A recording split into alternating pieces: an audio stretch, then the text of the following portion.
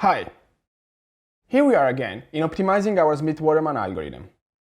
Last time, we tried to compress the input strings of our algorithm to increase system performance, but unfortunately, the design we were trying to express did not fit entirely on our FPGA chip. In this lesson, we will try to increase the performance of our algorithm by implementing a shift register on our second string. So, ready to go? Let's start. First things first, let's adapt the host code so that it sends correct data to our FPGA device. We compressed our query and database, remember? So let's define two variables in our host code and let's call them query param and database param. Now, we are defining them as unsigned integers. This data type is 32 bits long. As we need 2 bits to represent a symbol, we can fit 16 elements in each variable. Let's also put a +1 here, so that we will not have problem even if the query or database size is not divisible by 16. Awesome! Now, let's initialize them to 0. And then we need a function that translates each element of the original strings into their 2 bits representation. As for the direction matrix, I have a function here that checks the value given in input in this switch case and then shifts into the unsigned integer variable a number that goes from 0 to 3, representing its 2 bits value. That is the same we are using in our kernel code. Hence, let's create 2 for loops with the task of calling this function to populate our variables. Now we need to adapt the buffers. Here we have in fact to change the dimension of the input query and input database buffers.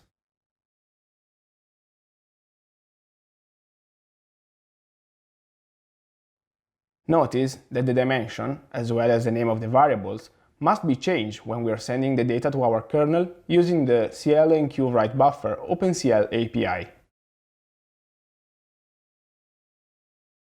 Awesome! We just need to add the free functions to clean the code and test the correctness of the code.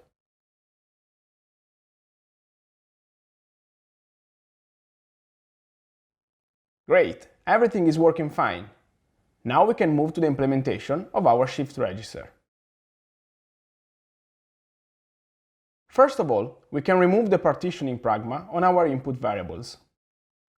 The string 1 will be probably automatically partitioned due to its small size, while for the big one we will mainly work on our shift register. As said in the previous lesson, we need n elements of the database to be accessed in parallel, each clock cycle. Hence, let's define a shiftDB variable of type APUInt 512 bits, able to host n elements. At the beginning of the computation, we need to initialize its first n divided by num_elem elements with the first elements available on our database string.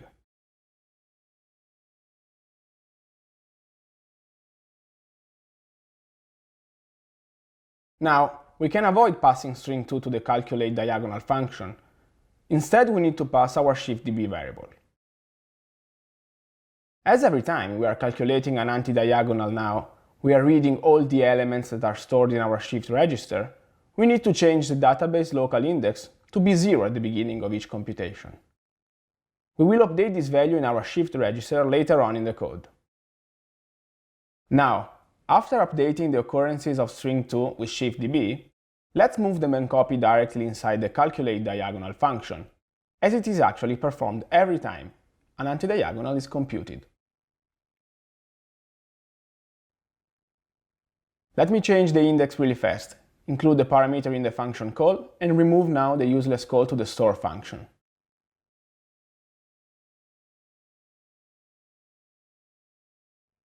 Great! Now we are calculating the anti-diagonal using our shift register. Let's see now how it needs to be updated after each computation. In these regards, let's create an update database function, taking as parameter the database, the shift register, and the num_diagonals variable. In this function, we need a starting index pointing at a new element in the database that needs to be shifted in our shift register. But before shifting this new value, we need to move the elder one. This action is performed in the update database loop cycle, that starting from the element in position 1 to the size of the shift register, takes each element in position I and moves it in position I-1. Once this operation is performed, our shift register will have the position of the elements in our shift register updated, and the element that was in position 0 now deleted. We need now to select the new element from our database and shift it in our shift register.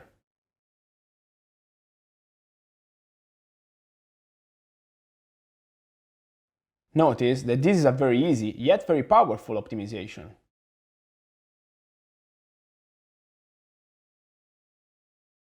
Let's try to synthesize now and see the effect of this shift register on our Smith-Waterman architecture. The synthesis is over. As you can see, now the kernel is only occupying 48% of LUTs and 10% of flip-flop, and the loops have all an initiation interval equal to 1. This is fantastic! Let's build this architecture for our Virtex 7 FPGA device, so that we can know what kind of performance we obtain on the board.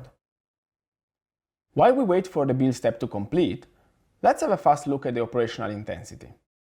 We slightly reduced memory traffic due to the input compression, and also had an increase in the number of operations performed. These two factors allowed us to increase the operational intensity to 289 operations per byte, in the best case, and 305 in the worst one. Looking at our roofline, we can see that now the performance predicted are in the order of more than 2000 giga operations, being still in the memory bound area, but very close to the reach point. Let's now see what kind of performance we obtain. I have built the kernel with 3 different datasets.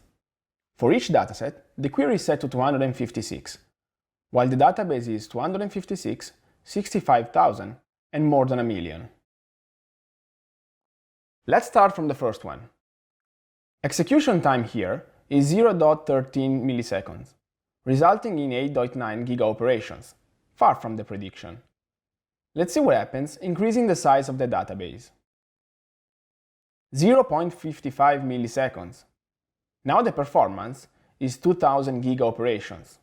Wow! Let's see the last dataset. 7.61 milliseconds, equivalent to 2715 giga operations per second. Great! We are matching the performance predicted by our roofline model, and we obtained a super parallel hardware architecture for the Smith-Waterman algorithm. Notice how, increasing the size of the database, the overall performance are increasing too. This because the FPGA is able to express its full potentiality when a huge amount of data is provided and executed in parallel. In our next lesson, we will try to map the port to the memory in a different way. In doing so, we will test our architecture on an FPGA board based on the Kintex UltraScale 3, an FPGA device featuring 2 memory ports to the DDR.